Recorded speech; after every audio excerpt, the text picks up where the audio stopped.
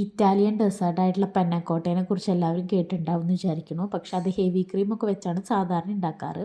നമുക്കിവിടെ നാട്ടിൽ അതൊന്നും അവൈലബിൾ അല്ലാത്തതുകൊണ്ട് നമുക്ക് എങ്ങനെ ഏറ്റവും ടേസ്റ്റി ആയിട്ട് ഇത് ഉണ്ടാക്കാം നോക്കാം. അതിനായിട്ടൊരു പാത്രത്തിലേക്ക് 1 കപ്പ് പാൽ ഒഴിച്ചിട്ടുണ്ട്. അതിലേക്ക് തന്നെ 2 ടേബിൾ സ്പൂണൊക്കെ ബട്ടർ ഇട്ട് കൊടുത്തിട്ടുണ്ട്. ഒരു 2 ടേബിൾ സ്പൂൺ പഞ്ചസാരയും ചേർത്ത് കൊടുത്തിട്ടുണ്ട്. എന്നിട്ട് അത് നന്നായി അലിഞ്ഞ് വരണവരെ ഇളക്കി കൊടുക്കുക. പാൽ നന്നായി തിളച്ച് വരുമ്പോൾ അതിലേക്ക് നമുക്ക് 1 ടിന്ന് ഫ്രഷ് ക്രീം, ഇവിടെ ഞാൻ അമൂലിൻ്റെ 250 ml ഫ്രഷ് ക്രീമാണ് യൂസ് ചെയ്തിരിക്കുന്നത്. അത് ചേർത്ത് കൊടുത്ത് ഒന്ന് ഇളക്കിയിട്ട് 1/2 ടീസ്പൂൺ വാനില എസൻസും കൂടിയും ചേർത്തു.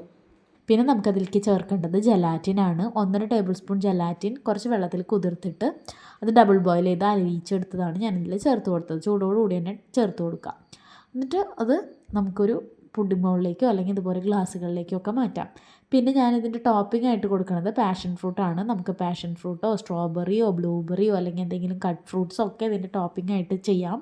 അല്ലെങ്കിൽ വെറുതെ അത് മാത്രമായിട്ടും കഴിക്കാം. അപ്പോൾ എനിക്കിവിടെ കുറച്ച് പാഷൻ ഫ്രൂട്ട് ഉണ്ടായപ്പോഴാണ് ഞാൻ ഇങ്ങനൊരു ഡെസേർട്ടിനെ കുറിച്ച് ചിന്തിച്ചത് തന്നെ. അപ്പോൾ 2-3 പാഷൻ ഫ്രൂട്ടിൻ്റെ പൾപ്പ് എടുത്തിട്ട് അതിലേക്ക് ഒരു 2 ടേബിൾ സ്പൂണൊക്കെ പഞ്ചസാര ചേർത്ത് കൊടുത്തിട്ട് നമുക്ക് എത്രത്തോളം മധുരം വേണം എന്നതിനനുസരിച്ച് നമുക്ക് പഞ്ചസാര ചേർക്കാം. ഇത്തിരി പുളിയാണ് ഇഷ്ടമെന്ന് വെച്ചാൽ അധികം പഞ്ചസാര ചേർക്കണ്ട. അതൊന്ന് അടുപ്പത്ത് വെച്ച് ഒന്ന് പഞ്ചസാര വറ്റിച്ച് പൾപ്പാക്കി എടുക്കുക.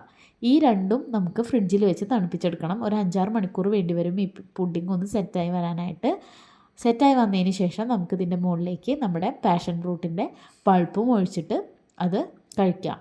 അപ്പോൾ ഇതിൻ്റെ ടേസ്റ്റ് അറിയണമെങ്കിൽ നിങ്ങൾ ഉണ്ടാക്കി തന്നെ നോക്കണം കേട്ടോ. അത് ആ പുഡിംഗ് പന്നാക്കോട്ട മാത്രമായി കഴിക്കാനും സൂപ്പർ ടേസ്റ്റാണ്. പിന്നെ ചെറിയൊരു പുളിപ്പോട് കൂടി കഴിക്കാൻ അതിലും അടിപൊളിയാണ്. അപ്പോൾ എല്ലാവരും തയ്യാറാക്കി നോക്കണേ. താങ്ക്